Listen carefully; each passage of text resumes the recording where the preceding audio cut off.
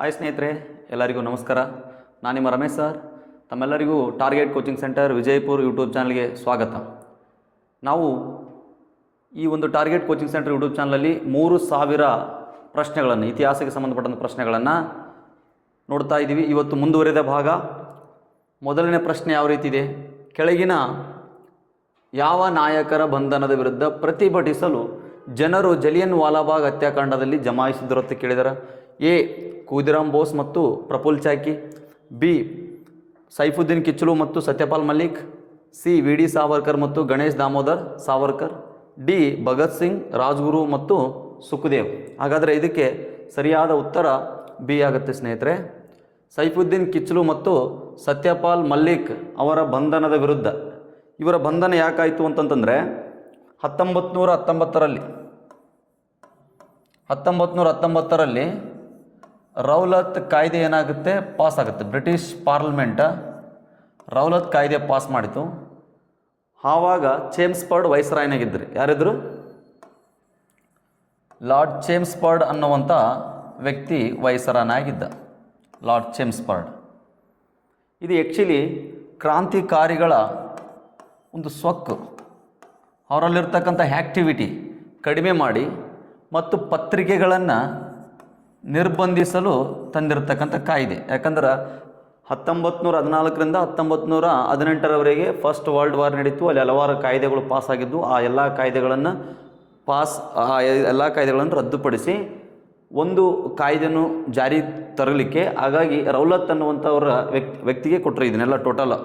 ಹಾಗಾಗಿ ಇದು ಅವನ ಹೆಸರನ್ನೇ ಒಳಗೊಂಡಿರ್ತಕ್ಕಂಥದ್ದು, ರೌಲತ್ ಕಾಯ್ದೆ. ಆ್ಯಕ್ಚುಲಿ ಇದು ಕ್ರಿಮಿನಲ್ ಆ್ಯಕ್ಟಿವಿಟಿ ಆ್ಯಕ್ಟ್. ಇದು ಕ್ರಿಮಿನಲ್ ಆ್ಯಕ್ಟ್, ಇದರ ಮೂಲ ಹೆಸರು ಕ್ರಿಮಿನಲ್ ಆ್ಯಕ್ಟಿವಿಟಿ ಆ್ಯಕ್ಟ್. ಇದನ್ನು ವಿರೋಧಿಸಲು, ಯಾಕಂದರೆ ಇದರಲ್ಲಿ ಏನಿತ್ತು, ಭಾಳ ನಿರ್ಬಂಧಗಳಿದ್ದು. ಇದರಲ್ಲಿ ಗುಂಪು ಗುಂಪಾಗಿ ಸೇರಬಾರ್ದು, ಸಭೆಗಳಲ್ಲಿ ಭಾಗವಹಿಸಬಾರ್ದು, ಹಬ್ಬ ಹರಿದಿನಗಳನ್ನು ಮಾಡಬಾರ್ದು, ಮತ್ತು ಈ ಚಳವಳಿಗಳ ನಾಯಕತ್ವವನ್ನು ವಹಿಸ್ಕೋಬಾರ್ದು, ಹೀಗೆಲ್ಲ ಇದ್ದಾಗ ಹಾಗಾಗಿ ಇದನ್ನು ಭಾರತೀಯರು ಏನಂತ ಕರೆದ್ರು ಅಂದ್ರೆ ಇದನ್ನು ಬ್ಲ್ಯಾಕ್ ಆ್ಯಕ್ಟ್ ಅಂತ ಕರೆದ್ರು. ಕಪ್ಪು ಕಾಯ್ದೆ ಅಂತ ಕರೆದ್ರು.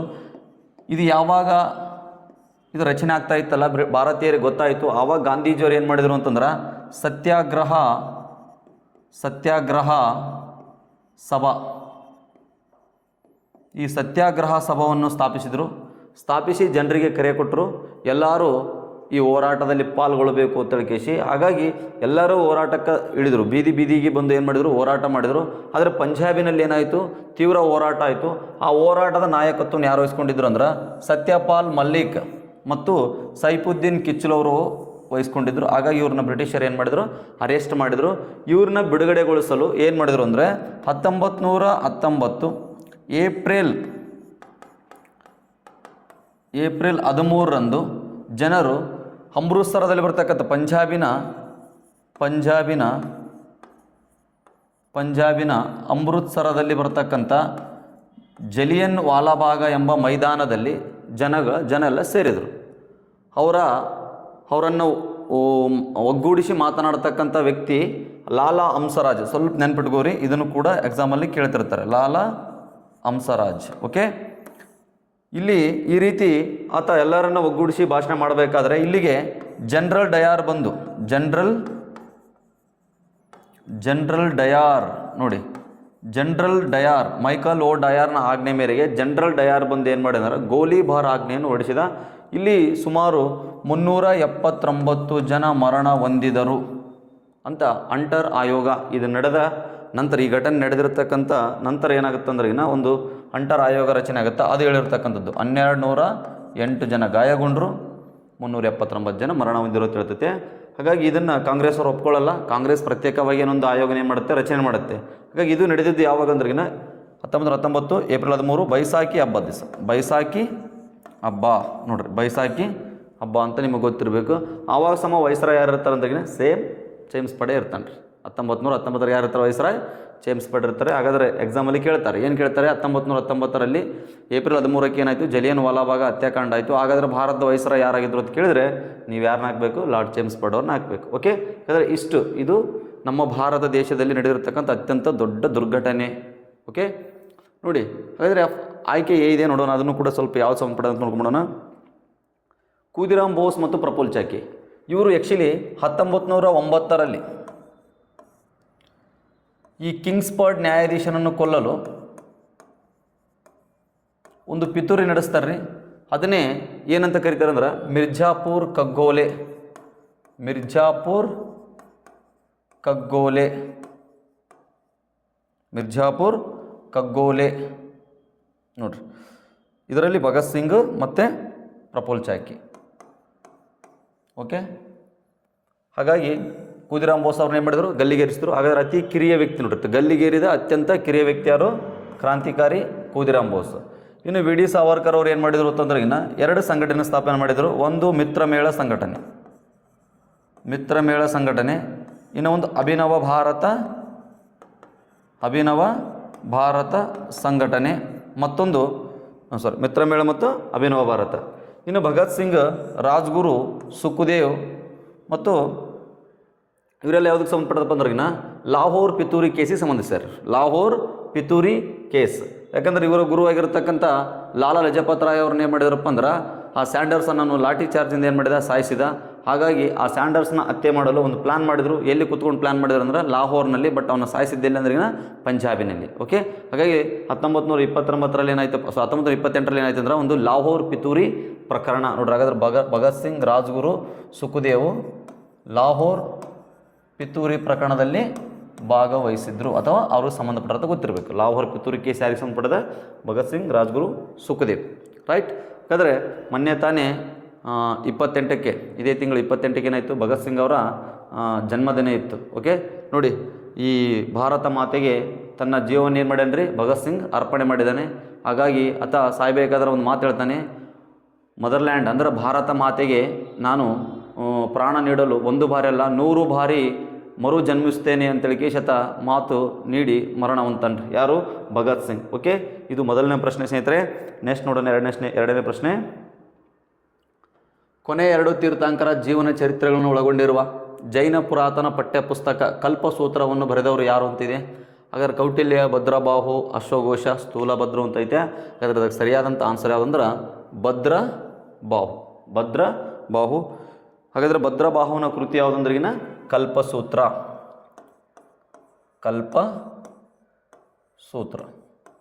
ಓಕೆ, ಇವು ಕಲ್ಪಸೂತ್ರ ಬರೆದಿರ್ತಕ್ಕಂಥ ಭದ್ರಬಾಹು ಅವರು ದಕ್ಷಿಣ ಭಾರತಕ್ಕೆ ಜೈನ ಧರ್ಮವನ್ನು ಕೂಡ ಏನು ಮಾಡ್ತಾರೆ, ಜೈನ ಧರ್ಮವನ್ನು ಪ್ರಚಾರ ಆಗಲಿಕ್ಕೆ, ಅದು ಸ್ಪ್ರೆಡ್ ಆಗಲಿಕ್ಕೆ ಕಾರಣ ಆಗ್ತಾರೆ. ಇದೇ ಭದ್ರಬಾಹುವಿನಿಂದ ಚಂದ್ರಗುಪ್ತ ಮೌರ್ಯ ಜೈನ ಧರ್ಮವನ್ನು ಸ್ವೀಕರಿಸಿ ನಮ್ಮ ಕರ್ನಾಟಕಕ್ಕೆ ಬಂದು ಶ್ರವಣ ಬೆಳಗೊಳಕ್ಕೆ ಬಂದು ಶ್ರವಣ ಬೆಳಗೊಳಕ್ಕೆ ಬಂದು ಸಲ್ಲೇಖನ ವ್ರತವನ್ನು ಆಚರಿಸಿ ಮರಣವನ್ನು ಹೊಂದುತ್ತಾನೆ. ಮರಣವನ್ನು ಹೊಂದಿದಾತ ಗೊತ್ತಿರಬೇಕು. ಯಾರು? ಈ ಒಂದು ಚಂದ್ರಗುಪ್ತ ಮೌರ್ಯ.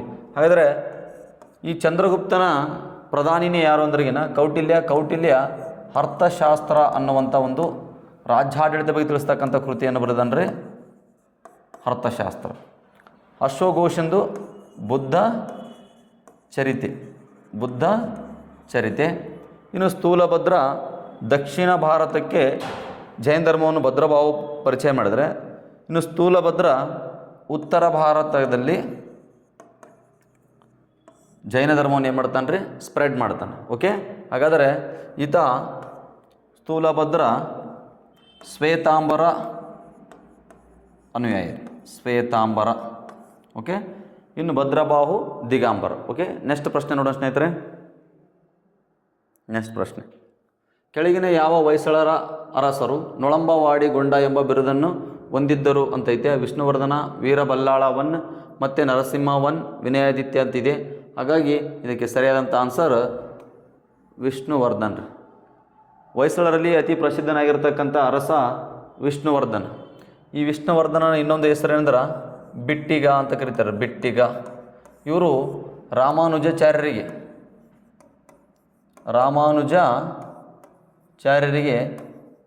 ಆಶ್ರಯವನ್ನು ನೀಡುತ್ತಾರೆ. ಯಾಕಂದರೆ ಇವರು ವೈಷ್ಣವ ಧರ್ಮವನ್ನು ಏನು ಮಾಡಿದರು, ಪ್ರಚಾರ ಮಾಡಿದರು. ಹಾಗಾದರೆ ಅಲ್ಲಿರ್ತಕ್ಕಂಥ ಚೋಳ ರಾಜ ಕುಲೋತ್ತುಂಗ ಚೋಳನಿಗೆ ಅದು ಇಷ್ಟ ಆಗಲಿಲ್ಲ. ಅದಕ್ಕೆ ಇವರನ್ನು ಅಲ್ಲಿ ಕಂಚಿಯಿಂದ ಏನು ಮಾಡ್ತಾನೆ ರೀ, ತಮಿಳುನಾಡಿನಿಂದ ಏನು ಮಾಡಿದ, ಹೊರ ಹಾಕಿದ. ಹಾಗಾಗಿ ಈತಗೆ ಆಶ್ರಯ ಕೊಟ್ಟವರು ವಿಷ್ಣುವರ್ಧನ. ಇನ್ನು 1ನೇ ವೀರಬಲ್ಲಾಳ, ಈತ ತನ್ನನ್ನು ತಾನೇ ಏನು ಕರ್ಕೊಂಡಂದ್ರೆ ಕರ್ನಾಟಕದ ಚಕ್ರವರ್ತಿ ಅಂತ ಕರ್ಕೊಂಡನ್ರಿ. ಕರ್ನಾಟಕದ ಚಕ್ರವರ್ತಿ, ಕರ್ನಾಟಕದ ಚಕ್ರವರ್ತಿ. ಈ 1ನೇ ವೀರಬಲ್ಲಾಳನ ಆಸ್ಥಾನದಾಗೆ ಪೊನ್ನ ಇದ್ದ ನೋಡ್ರಿ. ಯಾರ್ರೀ, ಪೊನ್ನ. ರೈಟ್, ಇದು ನಿಮಗೆ ಗೊತ್ತಿರಬೇಕಾಗಿರ್ತಕ್ಕಂಥ ವಿಚಾರ. ಇನ್ನು 1ನೇ ನರಸಿಂಹನ ಕಾಲದಲ್ಲಿ ಬಸವಣ್ಣನವರು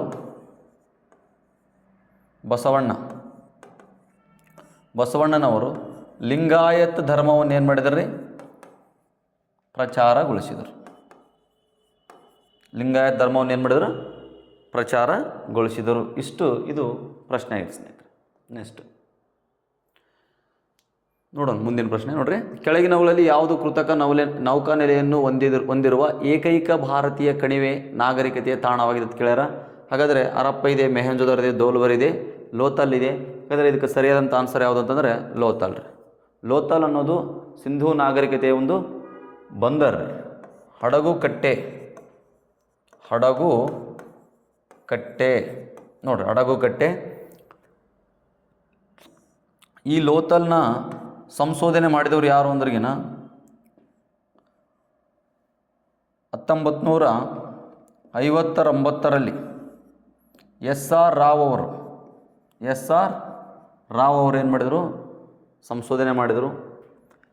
ಇದು ಪ್ರಾಚೀನ ಹಡಗುಕಟ್ಟೆರಿದು, ಪ್ರಾಚೀನ ಬಂದರು ನೋಡಿ, ಪ್ರಾಚೀನ ಬಂದರು. ಓಕೆ, ಈ ಲೋಥಲ್ ಯಾವ ನದಿ ದಡದ ಮೇಲೆ ಐತಪ್ಪ ಅಂತಂದ್ರಿಗಿನ ಬೊಗಾವೋ ನದಿಯ ದಡದ ಮೇಲೆ ಐತ್ರಿ. ಬೊಗಾವೋ ನದಿಯ ದಡದ ಮೇಲಿದೆ. ಇದೇ ಒಂದು ಪ್ಲೇಸಲ್ಲಿ ಸ್ತ್ರೀ ಪುರುಷ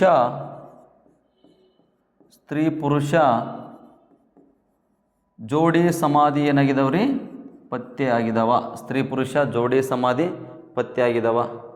ಇನ್ನು ವಿಶೇಷ ಏನಂದ್ರಿಗಿನ ಸಿಂಧೂ ನಾಗರಿಕತೆ ನಗರ ಯೋಜನೆಯಲ್ಲಿ ಎಲ್ಲ ಮನೆಗಳು ರಸ್ತೆ ಹಿಂಬದಿಯಲ್ಲಿ ಡೋರನ್ನು ಹೊಂದಿದ್ದಾರೆ. ಬ್ಯಾಕ್ ಸೈಡ್ ಡೋರ್ ಇದ್ದರೆ, ಇದು ಫ್ರಂಟ್ ಸೈಡ್ ಏನಾಗುತ್ತೆ, ಡೋರನ್ನು ಹೊಂದಿದೆ. ಯಾವುದು, ಲೋಥಲ್. ಓಕೆ, ಇದು ನಿಮಗೆ ಗೊತ್ತಿರಬೇಕು. ನೆಕ್ಸ್ಟ್, ಈ ಧೋಲ್ವೀರ ಅನ್ನೋದು ಯಾವುದಕ್ಕೆ ಫೇಮಸ್ ಅಪ್ಪ ಅಂತಂದ್ರಿಗಿನ ಇದು ವಾಟರ್ ಮ್ಯಾನೇಜ್ಮೆಂಟ್ ಸಿಸ್ಟಮ್ಗೆ ಏನಪ್ಪ ಅಂದ್ರೆ ಫೇಮಸ್ ಆಗಿತ್ತು. ನೀರಿನ ಸರಬರಾಜಿಗೆ ಭಾಳ ಫೇಮಸ್. ನೀರಿನ ಸರಬರಾಜಿಗೆ ಇದು ತುಂಬ ಫೇಮಸ್ ಆಗಿತ್ತು. ನೀರಿನ ಸರಬರಾಜು. ಓಕೆ, ಈ ಧೋಲ್ವೀರ ಯುನೆಸ್ಕೋ ಪಟ್ಟಿಗೆ ಸೇರಿದ್ದಿರ್ದು. ಇದು ಕೂಡ ಏನಾಗಿದೆ, ವಿಶ್ವ ಪಾರಂಪರ್ಯ ಪಟ್ಟಿಗೆ ಏನಾಯ್ತಿದೆ, ಸೇರಿದೆ. ಯುನೆಸ್ಕೋ ಪಟ್ಟಿಗೆ ಸೇರಿದೆ ನೋಡಿ. ಮತ್ತು ಈ ಧೋಲ್ವೀರ ಎಲ್ಲಿ ಬರುತ್ತೆ ಅಂದರೆ ಗುಜರಾತಿನ ಕಚ್ಚಲ್ಲಿ ಬರುತ್ತೆ ಸ್ನೇಹಿತರೆ. ನೋಡಿರಿ, ಗುಜರಾತಿನ ಕಚ್ಚಲ್ಲಿ JP ಜೋಶಿ ಅವ್ರು ಏನು ಮಾಡಿರಪ್ಪ ಅಂದ್ರೆ ಇದನ್ನು ಪತ್ತೆ ಹಚ್ಚಾರಿದ್ದಾರೆ. ಹಾಗಾದರೆ ಮೊಹೆಂಜೊದಾರೋ ನೋಡ್ರಿ, ಮೊಹೆಂಜೊದಾರೋ ಅಂದರೆ ಏನು ಸಿಂಧಿ ಭಾಷೆಯಲ್ಲಿ ಅಂದರೆ ಮೌಂಡ್ ಆಫ್ ಡೆಡ್, ಮಡಿದವರ ದಿಬ್ಬ ಅಂತ ಅರ್ಥ. ಇದು ಸಿಂಧೂ ನಾಗರಿಕತೆಯಲ್ಲಿ ಪತ್ತೆಯಾದ 2 ನಿವೇಶನ. 1922ರಲ್ಲಿ ಏನಾಗುತ್ತಿದೆ, ಪತ್ತೆ ಆಗುತ್ತಿದೆ. ಇದು RD ಬ್ಯಾನರ್ಜಿ, ರಕುಲ್ ದಾಸ್ ಬ್ಯಾನರ್ಜಿ ಅವರು ಏನಾದರೂ ಪತ್ತೆ ಹಚ್ತಾರೆ ಇದನ್ನು. ಇನ್ನು ಇದು ಸಿಂಧೂ ನಾಗರಿಕತೆಯಲ್ಲಿ ದೊರಕಿರತಕ್ಕಂಥ ಅತಿ ದೊಡ್ಡ ನಿವೇಶನ. ಇದು ಸದ್ದ ಪಾಕಿಸ್ತಾನದಾಗ ಐತಿರೋದು. ಎಲ್ಲೈತಿದೆ, ಪಾಕಿಸ್ತಾನ. ಇದು ನಿಮಗೆ ಗೊತ್ತಿರಬೇಕು. ಇದು ಲಾರ್ಖಾನ್ ಜಿಲ್ಲೆಯಲ್ಲಿ ಐತೆ. ಪಾಕಿಸ್ತಾನದ ಲಾರ್ಖಾನ್ ಜಿಲ್ಲೆಯಲ್ಲಿದೆ ಅಂತ ಗೊತ್ತಿರಬೇಕು.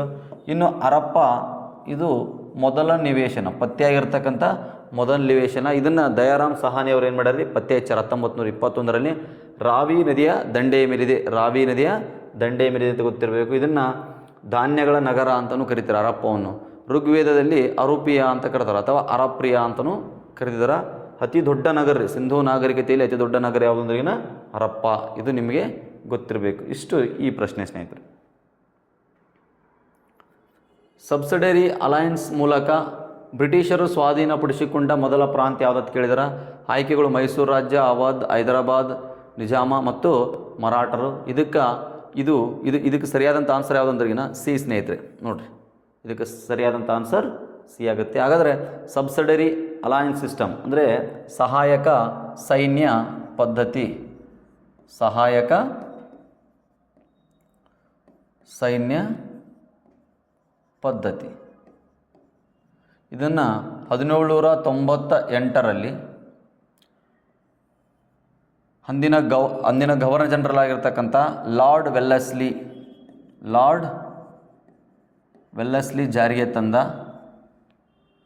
ಇದರಿಂದ ಬ್ರಿಟಿಷರು ತುಂಬ ಪ್ರಬಲರಾದರು ಮತ್ತು ಸಾಮ್ರಾಜ್ಯವನ್ನು ಏನು ಮಾಡಿದರು, ವಿಸ್ತೀರ್ಣ ಮಾಡಿದರು. ಹಾಗಾಗಿ ಇವನನ್ನು ಬ್ರಿಟಿಷ್ ಸಾಮ್ರಾಜ್ಯದ ನಿಜವಾದ ಸ್ಥಾಪಕ ಅಂತ ಕರೀತಾರೆ. ಈ ಪದ್ಧತಿ ಅಳವಡಿಸಿದ್ದರಿಂದ ನಿಜವಾದ ಸ್ಥಾಪಕ, ಬ್ರಿಟಿಷ್ ಸಾಮ್ರಾಜ್ಯಕ್ಕೆ ಒಂದು ಅಡಿಪಾಯ ಹಾಕಿಕೊಟ್ಟವನು ರಾಬರ್ಟ್ ಕ್ಲೈವ್. ಆದರೆ ಅದನ್ನು ಸ್ಟ್ರಾಂಗ್ ಮಾಡಿದವನು ಯಾರು, ಲಾರ್ಡ್ ವೆಲ್ಲೆಸ್ಲಿ. ಓಕೆ, ಇದು ನಿಮಗೆ ಗೊತ್ತಿರಬೇಕು. ಇದಕ್ಕೆ ಫಸ್ಟ್ ಬಲಿ, ಈ ಒಂದು ಪದ್ಧತಿಗೆ ಮೊಟ್ಟ ಮೊದಲ ಬಲಿ ಯಾವುದಂದ್ರೆ ಹೈದರಾಬಾದ್ ನಿಜಾಮ ಮೀರ್ ಉಸ್ಮಾನ್ ಅಲಿ ಖಾನ್. ಇನ್ನು ಎರಡನೇ ಬಲಿ ಮೈಸೂರು. ನೋಡ್ರಿ, ಎರಡನೇದಾಗಿ ಒಪ್ಕೊಂಡ್ರೆ ಯಾರು, ಮೈಸೂರು ರಾಜ್ಯ 1799ರಲ್ಲಿ. ಆನಂತರ ಅವಾದ್ ಸದತ್ ಅಲಿ ಖಾನ್ ಅಥವಾ ಸದತ್ ಖಾನ್.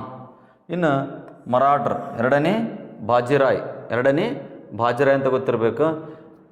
ನಮ್ಮಲ್ಲಿ ಒಗ್ಗಟ್ಟಿನ ಕೊರತೆ ಇತ್ತು, ಒಗ್ಗಟ್ಟು ಇರಲಿಲ್ಲ.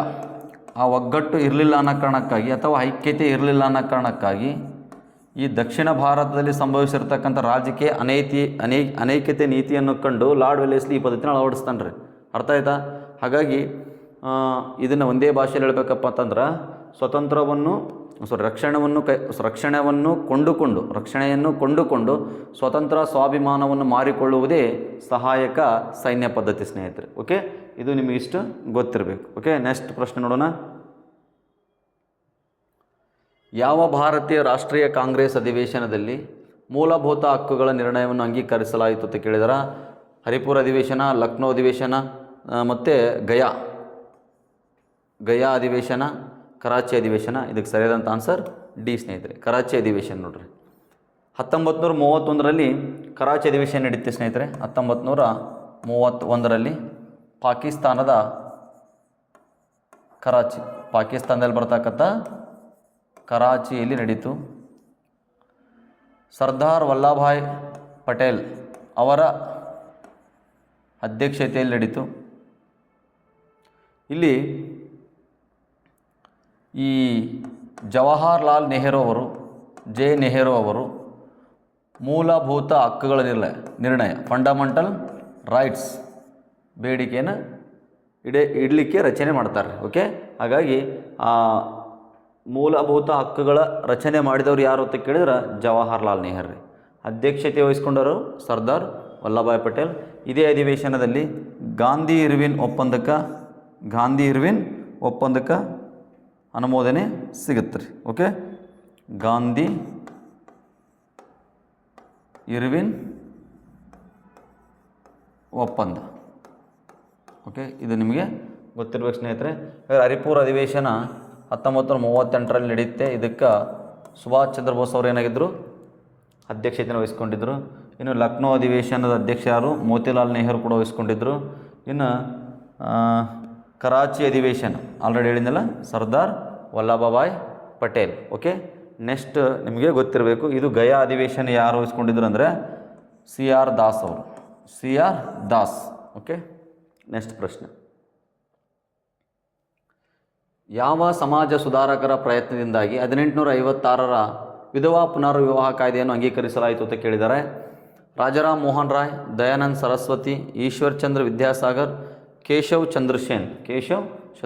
ಹಾಗಾದರೆ ಇದಕ್ಕೆ ಸರಿಯಾದಂಥ ಆನ್ಸರ್ ಈಶ್ವರ್ ಚಂದ್ರ ವಿದ್ಯಾಸಾಗರ್ ಅವರು. ಓಕೆ, ಇದು ನೋಡ್ರಿ, ಪ್ರಾಚೀನ ಕಾಲದಲ್ಲಿ ಮಹಿಳೆಯರಿಗೆ ಸ್ವಲ್ಪ ಮಟ್ಟದ ವ್ಯಾಲ್ಯೂ ಅಂದ್ರೆ ಸ್ಥಾಯಿಗಳೇನಿದ್ವು ಕಡಿಮೆ ಇದ್ದವು, ಉನ್ನತ ಮಟ್ಟ ಇರಲಿಲ್ಲ, ಅವರಿಗೆ ವಿದ್ಯಾಭ್ಯಾಸ ಕೂಡ ಕೊಡ್ತಾ ಇರಲಿಲ್ಲ. ಹಾಗಾಗಿ ಮತ್ತು ಲೈಫ್ ಪಾರ್ಟ್ನರ್ ಕಳ್ಕೊಂಡ್ರೆ ಇನ್ನೊಂದು ಮದುವೆ ಆಗಲಿಕ್ಕೆ ಅವಕಾಶ ಕೂಡ ನೀಡ್ತಾ ಇರಲಿಲ್ಲ.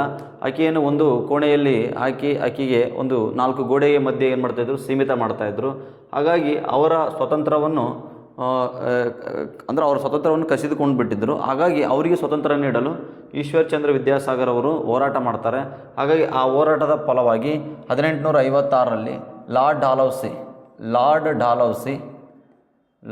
ಡಾಲೌಸಿ ವಿಧವಾ ರೀಮ್ಯಾರೇಜ್ ಆ್ಯಕ್ಟನ್ನು ಜಾರಿ ಮಾಡಿ ಲೈಫ್ ಪಾರ್ಟ್ನರ್ ಕಳ್ಕೊಂಡಿರ್ತಕ್ಕಂಥ ಅವರಿಗೆ ಮತ್ತು ಭಾಳ ಸಂಗಾತಿಯನ್ನು ಹುಡುಕಿಕೊಳ್ಳಲು ಅವಕಾಶ ನೀಡ್ತಾನೆ ರೀ. ಯಾರು? Lord Dalhousie.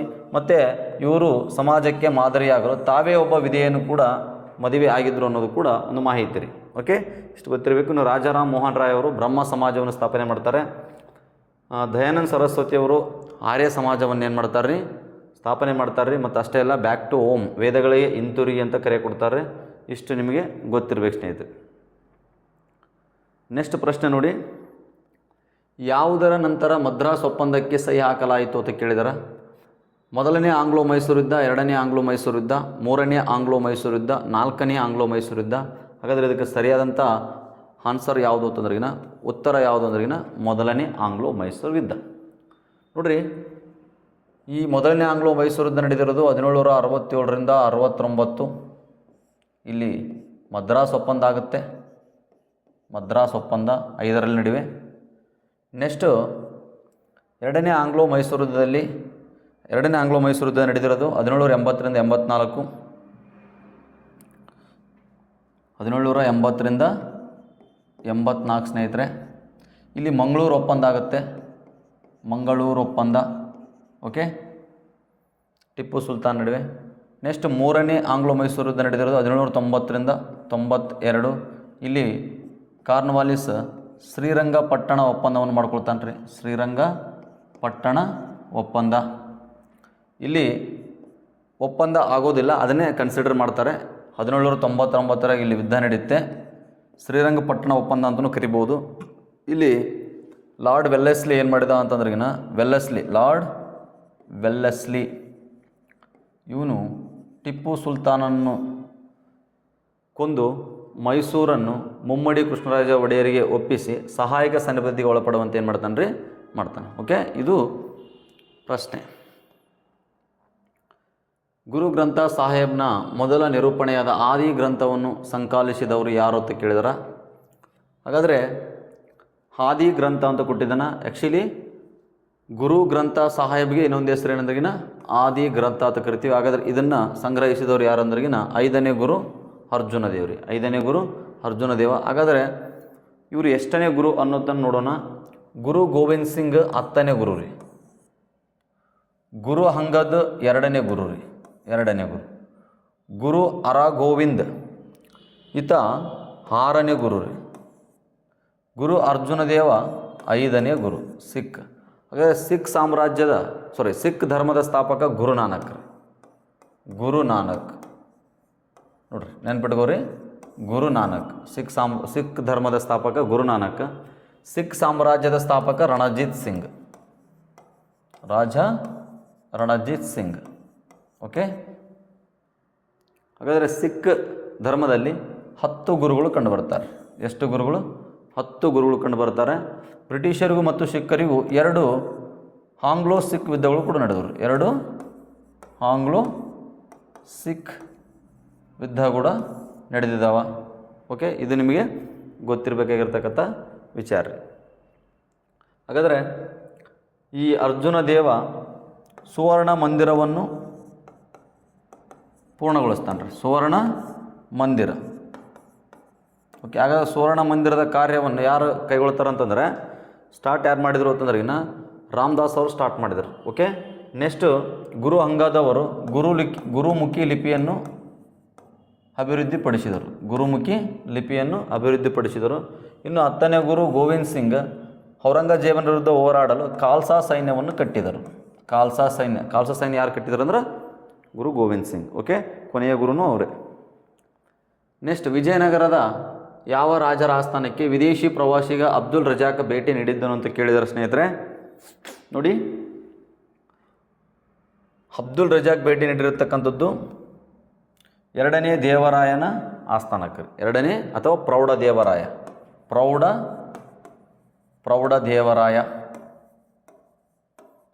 ದೇವರಾಯನ ಆಸ್ಥಾನಕ್ಕೆ. ಓಕೆ, ಹಾಗಾದರೆ 1ನೇ ದೇವರಾಯನ ಆಸ್ಥಾನಕ್ಕೆ ಇಟಲಿ ಪ್ರವಾಸಿಗ Nicolo de Conti. Okay, Nicolo de Conti.